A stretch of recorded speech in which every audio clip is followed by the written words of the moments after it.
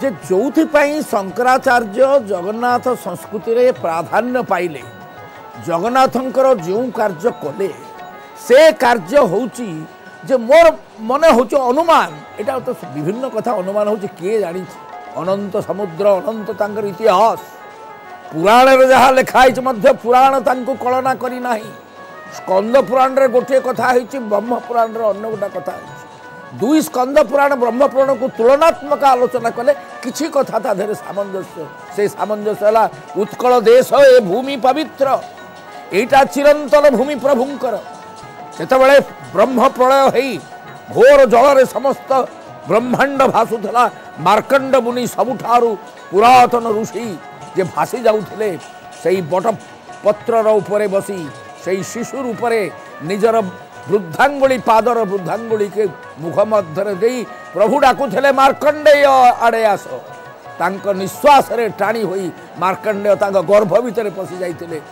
समस्त गर्भ भितर किछि से देखि पार नथिले पुणी तांक मुख देई बासतिले एई भली अनंत काल से सेठारे अछंती प्रभु जो उदाहरण मु आपन को देइथली वृंदावन तेणु सूक्ष्म रूप से स्थूल रूप से चिरंतन भाव में प्रभु एठी अछंती एटा प्रभुंकर होची भोजन भूमि भोग भूमि प्रभु एठारे सब कथा केतबेले जदि वृक्षा विश्वावसु तांको फलमूल दउची तो केतबेले मांस एवं अन्यान्य भोजन जहाँ पाउची शिकार करी देउची तो अन्यठी संपूर्ण अर्ण वैष्णव भोजन 60 पौटी भोग राज ऐश्वर्य भोग करछन प्रभु विभिन्न समयर प्रभाव रे भाती भाती प्रभु विभिन्न विवर्तित होई विभिन्न रूप नहीं से एक विभिन्न भाव रे विभिन्न रूप रे विराजमान करिछन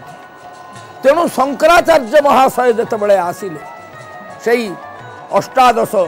अष्टम शताब्दी प्रारंभ रे एवं अल्प क्षण जीवित रही जो चलीगले से जेतबेले जाइथिले नरनारायण क्षेत्र से नरनारायण क्षेत्र रे बद्रिका से बद्रिकारे जवन माने बा अन्न माने तांकर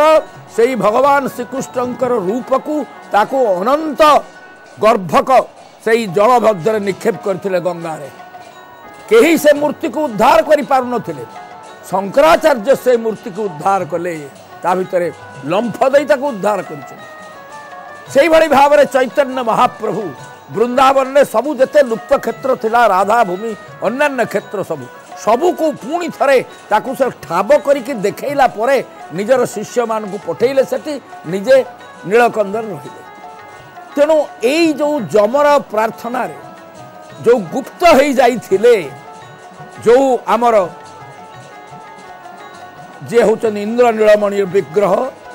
अप्राकृत विग्रह एवं से जोठारे गुप्त होइथिले सेई जगार से पाखापाखि से जगार हुए तो मु शब्द व्यवहार करुच्ची कूप से एवं से बालुकार आच्छादित कूप भितर लंफ प्रदान करी मु देखी नहीं कहीं लिखी नहीं किंतु यह सेथिरु अनुमित होउची जे शंकराचार्य ही सेई अप्राकृत मूर्ति को आनी सेथरे थिबा जो दारू विग्रह जो चलिले मूर्ति मान पाखे जो दारू विग्रह वर्तमान जो माधव मूर्ति आम देखुचे हुए तो प्रथमे से रखी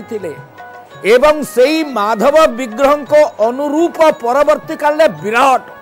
विराट मूर्ति तेणु तांको गर्भरे वर्तमान अप्राकृत मूर्ति रहिला प्रभु जगन्नाथंकर बक्षरे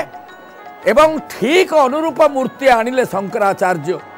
सेई भली आनिले जेतेबेले आनिले बा शंकराचार्य परवर्ती काल शंकराचार्य माने नेपाल को जाई भल जीवंत शालग्राम रखिले ये शालग्राम रखिबार मूल कारण हैला जे जो माने ब्राह्मण माने थिले पंडित माने थिले से माने हुए तो जो माने अभ्यस्त राधा कृष्ण मूर्ति सहित बा चतुर्भुज माधव मूर्ति सहित शंख चक्र गदा पद्मधारी मूर्ति विग्रह को सहित जो मैंने अभ्यस्त एवं अन्य माने हुए तो यही मूर्ति रे यही निराकार एवं साकार रूप रो समन्वय जो मूर्ति हेले अंगुली नहीं पद नहीं कर्ण नहीं यही जो रूप को से भली भाव में ग्रहण बोध हुए कर न पारुथिबारु अप्राकृत विग्रह को रखिला पड़े समस्ते ग्रहण कले एवं जीवंत शालग्राम शिला गर्भरे रही से जे परम विष्णु विष्णुंकर प्रकाश से समस्त ग्रहणीय हो तेणु ये विभिन्न भाव यही जगार थिबा चिरंतन विष्णु क्षेत्र पुरुषोत्तम क्षेत्र चिरंतन प्रभुंकर भूमि जहाँ सारा भारत वर्ष रे विभिन्न क्षेत्र रे परिचित थिला दर्शक मानंकु साधु मानंकु सन्यासी मानंकु एवं विभिन्न महापुरुष मानंकु डाकी आणुथला आपे आपे आकृष्ट करुथला से माने आसी प्रभुंकु दर्शन करी प्रीत होते तेणु सेई धीरे धीरे एभली समय आसिला अनंग भीमंग पड़े गंग वंश बेले यही सब जो जिनस कथित है इंद्रदम्न सब करके जाइछन ठीक कथा लेखा है किंतु इंद्रदम्न मने हुए जे सी एक प्रतीक नाम इंद्रदम्न जड़े धार्मिक राजा थिले इंद्रदम्न द्वारा समस्त कथा है महाभारत रे इंद्रदम्न एभली एक राजा जो इंद्रदम्न को कहा जाउची सर्वोत्तम प्राचीन एवं तांकरी जो यज्ञ अश्वमेध यज्ञ करथिले से अश्वमेध यज्ञ बल जे जो भूमि दान करथिले जो गोदान करथिले से गो मानकर जो तांकर खुरा रे से जो पुष्करणी तैयारी हेची इंद्रदम्न पुष्करणी तेणु से पुष्करणी हुए तो एठी ओडिशा हुए तो थिला महाभारत रे किंतु से कथा लेखा ही नहीं किंतु पुष्करणी हेची इंद्रदम्न जने विराट राजा तेणु सेई राजा निश्चित भाव में यही पुण्य क्षेत्र को आसीचन एवं से जगन्नाथ को बा से परम विष्णु को आराधना करिचन तेणु से आराधित तेणु आज जो सुना कूपर जल आसब जहाँ को एक तांत्रिक जल जो थे कि 35 घटर पानी दिज्व जगन्नाथ को 33 गड़ू पानी दिज्व बलभद्र को 22 दिज्व सुभद्रा को 18 दिज्व सुदर्शन को गणिदेले बोधे 108 हो ये कमे कि कौन 108 जल प्रकृत प्रभुंकर ताकू प्रभुंकर विभिन्न रूप से आमे बांटिकी दौचे को अनुसार दौचे ये तो बड़ भाई ये सब विभिन्न तत्व पुराण अनुमान इतिहास ये मोर कहिबार कथा है ये एक विराट प्राचीन पुरा सर्व पुरातन अनुष्ठान ये अनुष्ठान गोटाई दिन तैयारी जेपरी जगन्नाथंकर चक्षु जगन्नाथंकर मूर्ति मंदिर भितरे कोणार्क मंदिर भितरे प्रथम थर पर प्रदर्शित है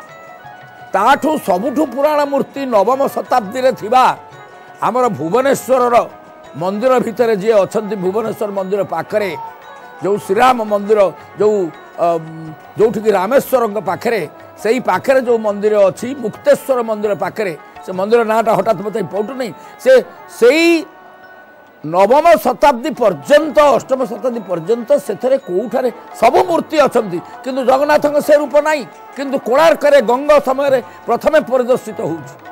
जगन्नाथ मूर्ति 3 जगार उपासना कर राजा किंतु से आखि मनीष आखि भली बलभद्र आखि भली तेणु से नेत्र परवर्ती काल बड़ है तेणु मूर्ति मंदिर परिवेश धीरे धीरे परिवर्तित होती जितेबाला आमर थिले सदाशिव रथ शर्मा पंडित तांको सांगरे यही भाव में आलाप आलोचना होता बेले से कहते जो गोटे जगार से देखी हस्ते कृत्व हाथ धरिकी जगन्नाथ को रथरे नहीं जाऊले तेणु से रथ थिला छोट विग्रह थिले छोट एते छोट आमर मन होमती भाव में मुझे कहली प्रथमे थिले से माधव मूर्ति नील माधव जहाँ को जगन्नाथ पछरे सुदर्शन पाखे लुचि जाऊँ किंतु आस्ते आस्ते समयर बराद क्रमे समयर आवश्यकता क्रमे से मूर्ति दीर्घ हो दीर्घ होला फल मंदिर भली